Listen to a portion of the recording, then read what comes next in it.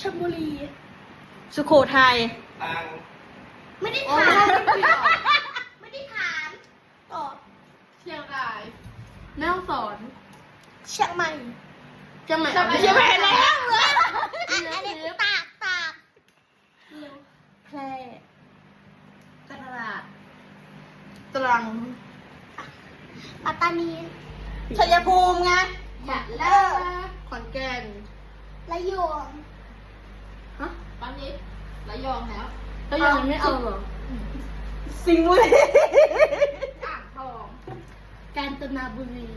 กาญจนะ พิมพ์ ราชบุรี สุพรรณบุรี เพชรบุรีอยุธยาก รุงเทพมหานครอำเภอรังสนโกสินทร์มหินทรายุทธยามหาจุฬาภพเป็นพระราชวังอุดมนิเวศน์กษัตริย์อามาพิมานอมตะกสิทธิ์พักพระวิษณุกรรมประสิทธิ์โอเคนะ